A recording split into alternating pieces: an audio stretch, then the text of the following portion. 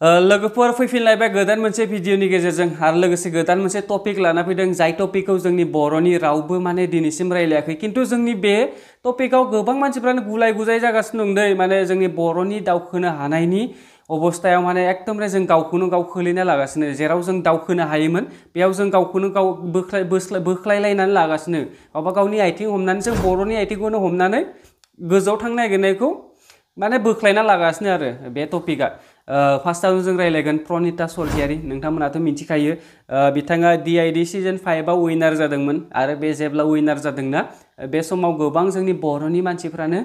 गासैबो भट होदोंमोन जेरै आंबो भट होदों आरो लोगोसे गोबां निउज चेनेलफोरावबो फैदों जे मिडियाफोराव फैदों जे जोंनि बर'नि फिसा बेखौ सापर्ट खालामनांगौ भट होनाय समाव भट होनानै देरहाहोनांगौ आरो गोबां इउटुबारफ्राबो भिडिअ बानायदोंमोन जोंनि नायल' जाल' सासेल' आरो बेबो फार्स्ट सम बे समाव रावबोथ' थाङाखैमोन नालाय ओमफ्राय आरो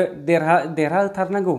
जों बेनिखायनो माने बेखौ DID सिजन 5आव जों जेब्ला बिथाङा फाइनालसिम सहैदों लोगोसे जों भट होनानै बेखौ बयबो बर'नि रायजो राजा बा जोंनि आसामनि गोबां जोंनि बर'ल' नङा जोंनि आसामनि मानसिफ्रानो बेखौ देरहाहोदोंमोन भट होनानै माने जायफोरबा मोजां मोनदों आरो आसामनिब्लाथ' सोरबा सासे जाबाथाय माने जों आसामनिनो भट होयो नालाय बेजों लोगोसे माने बर'फ्राबो गोबां होदों आरो जोंखौ बर'फोरखौथ' बुंनानै खानि भट होनायफोरावथ' बर'फ्रा बेफोरबायदियाव जेनाखै दाखालि बावै सासे देरहालायबाय नाजानायजों लोगोसे आरो गावनि नाजानायजों लोगोसे आरो जोंनि भट होनायजों लोगोसे जायनि नामा जाहैबाय नबजित नार्जारी बिथाङाबोथ' माने जोंनि बर'नि फिसा लोगोसे दाखालि बावै बिथाङाबो देरहानानै फैखांबाय आरो दा थांनानै दं अप्सरा बर' बेयावबो माने गोबां गुलाय गुजाय नुगासिनो आङो दाखालि बावैनिफ्राय मेन टपिकआनो जाहैबाय गुलाय गुजायनि नोंथांमोना माने फार्स्ट बे प्रनितानिफ्रायनो फैग्रोदों आरो बे गुलाय गुजाया एसे मानो होनना बुंबाथाय जेब्ला प्रनिता स्वर्गियारिया देरहाना फैदोंमोन ना बर'फ्राथ' गोबां वेलकाम खालामबाय दैजिं फेस्टिभेलफोरावबो लिंबाय नोंथांमोनाथ' दैजिं फेस्टिभेलफोरनि क्लिपखौ नुखाबायनो ना ओमफ्राय बेयावबो माखासे ट्रलबो खालामजादों मानो होनना बुंबाथाय जायखौ जों एसेबांखिनि बर' फिल्मावबो नुबावलायनायानो माने बे जोंनि बर' रावखौ उनाव रोङा जाहैना थादोंना बेनिबो हेड मोनदों बिथाङा आं दिनै हिन्दी बुंला नोंसोर आंखौ बिराद बुंबाय आं दिनै हिन्दी इंलिश एख' बुंला लोगोसे प्लास जोंनि बर' जानानै माने दा जोंनि बांसिनानो बर'फ्रा मानि थाखाय बेखौ बेफोरबायदियाव गुलाय गुजाय होनबाथाय जोंनि बर'फ्रा गेदेर गेदेर श'फोराव थांनानै जोंनि बर'फोरखौ रिप्रेजेन्ट खालामो गोबां मानसिफ्रानो पसायोबो माने बेखौ साबायखर बावो जोंनि बर'नि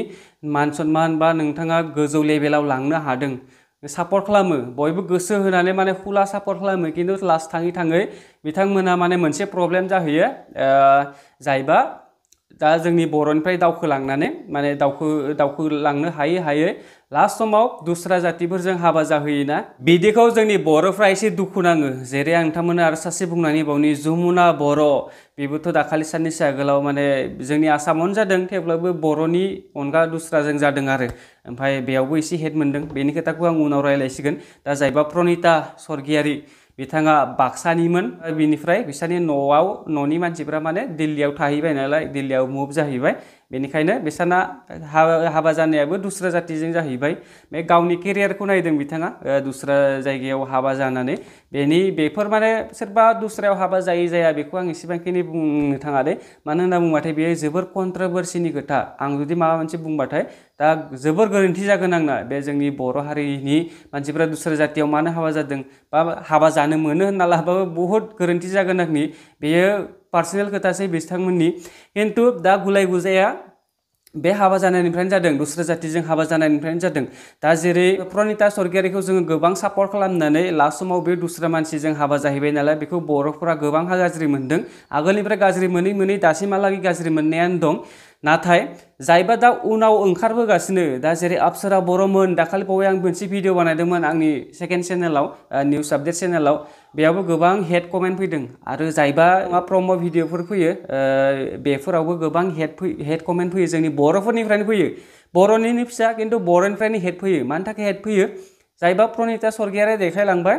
लंकायाव मोनहैबाथाय राबन जाहैयो होननाया बे खोथाखौ बाहायो आरो बयबो दा जोङो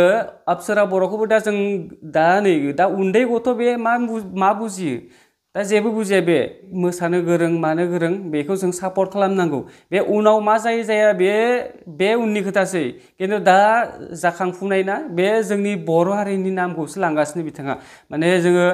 आरनायखौ जे जोङो गोदोनायाव आलायनानै बहायबा लामायाव बेरायलांबानो जे जोंनि बर'खौ रिप्रेजेन्ट खालामनाय जायो बे नङा नोङो जोंनि बर'खौ जुदि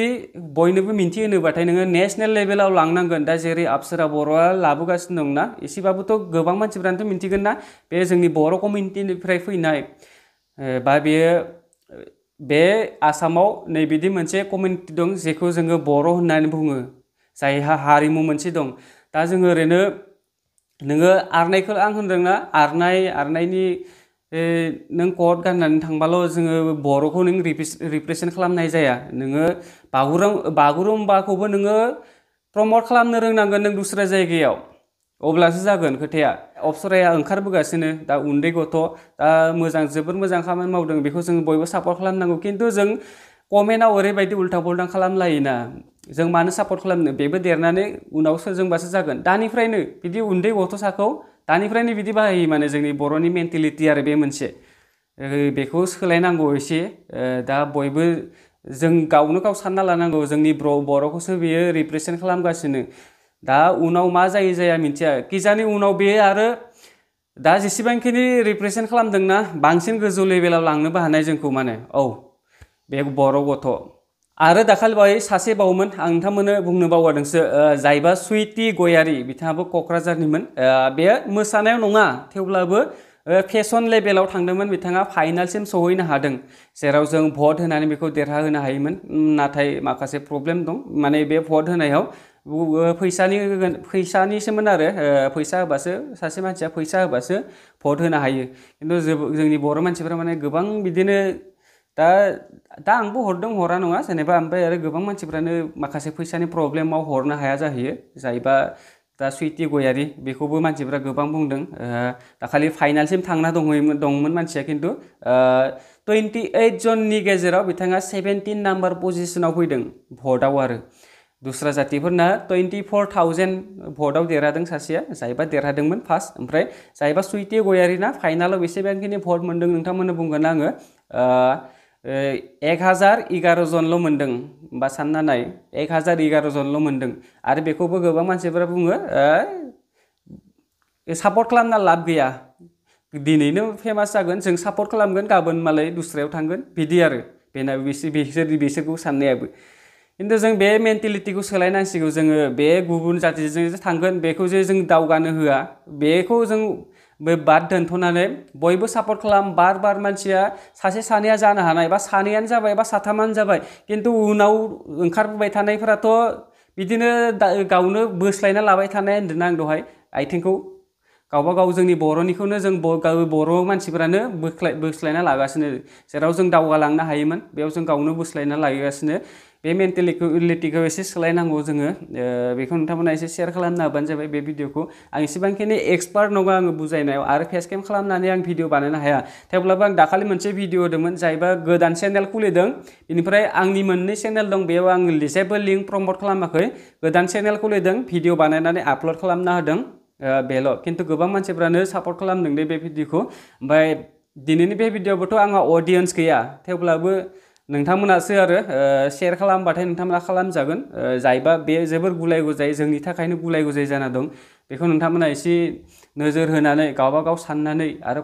कमेन्ट खालामना हरबानो जाबाय बे मेन्टेलिटिखौ जों सोलायनांगौना नाङा आगोलाव जा सानैसोआ खालामबाय माने दस्रा जाति थांबाय दा उन जोलैफोरखौ जोङो एसे फैनायखौ जों सापर्ट खालामनांगौना नाङा ना बेखौबो खालामनाङाबाथाय नोंथांमोननि बे गोबां भुल होननानै बुंबाय आं बेखौ मानो होनना बुंबाथाय बिदिजों जेरावबो जों दावगानो हानाय नङा आरो जिखि जादोला आङो भिडिअखौ बारा गोबाव खालामला चेनेलाव जुदि गोदानब्लाथाय नोंथांमोना साबस्क्राइब खालामना होबानो जाबाय बिदिनो बायदिसिना टपिक लानानै फैगोन आङो जेराव जों गोबां मानसिफ्रानो नोजोर होआ खिन्थु मिन्थियो मानसिफोरा बेयाव जे गुलाय गुजाय जाना दं खिन्थु नोजोर होआ बेफोर खोथायाव आङो जेसेबांखिनि हायो बोखांनानै रायलायनो सानगोन खिन्थु आंहा एसेबां एक्सपिरियेन्स गैया दै माबायदि फेस केम फैनानै खोथा रायज्लायनांगौ माने रायलायनायाव एसेबांखिनि जाहैया थेवब्लाबो नाजागोन आं आरो जायबा एक्सपिरियेन्स गैया मानसि बे बुजायनायावबो एसे खस्थ' जायो दा जेरै आं एसे खस्थ' जागासिनो आं बार मोनसे खोथाखौनो उल्टां पुल्टां रायलायगासिनो थेवब्लाबो नोंथांमोना बुजिबाय जानांगौ थेंक इउ स' माच नोंथांमोना जुदि साबस्क्राइब खालामाखैबा चेनेलखौ साबस्क्राइब खालामनानै थांबानो जाबाय नेक्स्ट भिडिअखौ आं थाबैनो लाबोगोन